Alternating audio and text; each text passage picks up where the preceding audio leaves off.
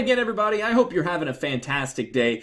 Today, we're going to finish up our discussion on the 1920s. We're going to talk about popular culture and really the idea of communication, how we reach out to one another, how we get some of our media institutions that still exist today, and then also some of the first real celebrities in terms of movie stars and athletes. And so for today, I need you to include this in your notes as Part 4, Life in the 1920s. So before we go any further, I do want to take at least just a little moment and review over what we talked about yesterday. And one of those ideas in particular was the idea of fundamentalist Christians versus modernist Christians. And this idea that you had this war basically going on between the two groups, this control over the ideas of of science, the ideas of philosophy, and who had more kind of vocal political power. And if you remember, all this I talked about, while it's really interesting, the biggest thing to remember is you're starting to the first time to really see a major divide widening between the urban centers of society and the rural centers of society. And you're starting to see people think differently and openly speak more differently on the ideas of religion, on society, on culture, and where society is at this time based on where they live. And so that's a really important part to remember, because it's those divides that then are going to be murky when we start getting more telecommunications, things like the radio, more newspapers eventually, but then also too, like in the 1950s and 60s, TV, the 1990s, the internet.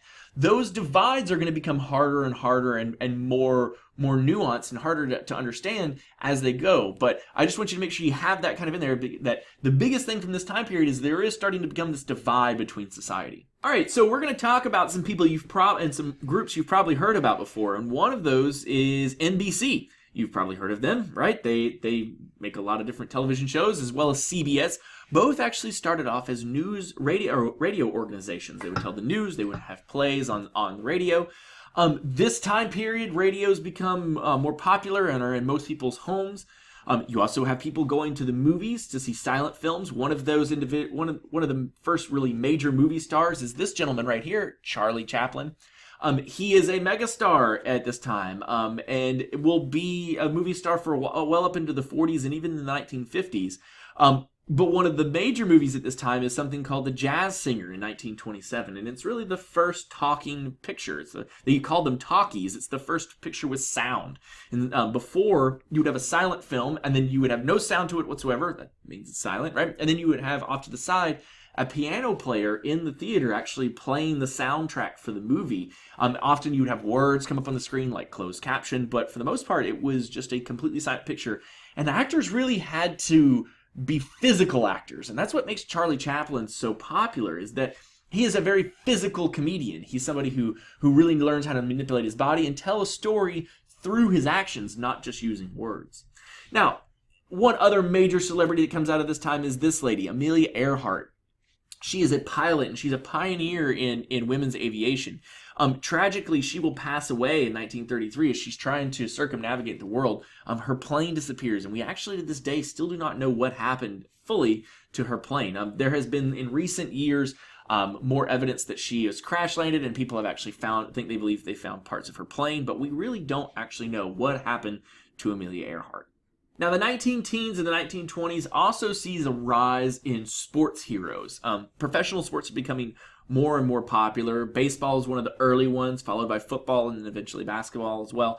And nobody really represents this time as an athlete more than probably Babe Ruth. He's a baseball player for the New York Yankees is who he's most famously a player for. He starts out actually as a pitcher for the Boston Red Sox and is famously traded to the Yankees in return for cash because the owner of the Red Sox wanted to have to produce a play. Now, the story goes, if you're a Boston Red Sox fan, that they were then cursed until 2004 and never won a World Series until then. Since then, they've won 3, so I think the curse is relatively put to bed. But in 1927, Ruth really cements his place in history. He hit 60 home runs that year.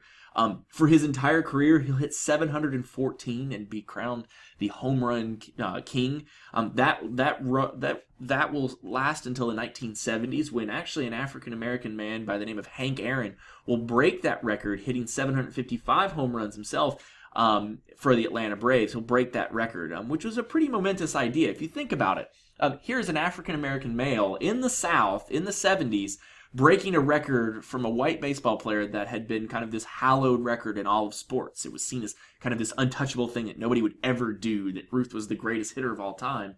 And then that record was broken almost 50 years later. Now, one other individual who we need to talk about this time is a man by the name of Jim Thorpe. He's biracial. He has Native American background in his family lineage. He's an amazing athlete and a really good person too. He's one of the first people to kind of play multiple sports. He will play football and baseball, and in 1912 he goes off to the Olympics and actually wins 2 gold medals, really making himself kind of a celebrity amongst people. One other major celebrity is this man, Charles Lindbergh. In 1927, he will attempt to fly across the Atlantic Ocean nonstop. It takes him about 33 hours in a plane called the Spirit of St. Louis, and when he lands in France, he is a rock star. People are quite excited to meet him and see him. Unfortunately, he will also be part of one of the first kind of major crime stories of the 1920s and 30s, when his son is kidnapped in the middle of the night, and he is found some days later deceased. And we still actually to this day do not know who killed the Lindbergh baby. We'll actually talk about Charles Lindbergh again when we get to World War II, because he will crop up again. So don't forget this name. He's kind of an important person. So that's kind of an introduction into some of the popularity and some of the new media that was coming out at this time. What are we going to talk about next time? Well, we're going to transition to the 1930s, and when we do so, we're going to talk about something called the Great Depression. There will be a day called Black Tuesday that will represent kind of the fall of the stock market. People will literally lose millions of dollars overnight, and this newspaper characterizes that exactly. This is the day that Wall Street panic hit. Stocks crashed, people lose millions, and there's individuals who literally go from living in high-rise penthouse apartments to having no money at all and living on the street within a matter of days, actually, and sometimes even hours.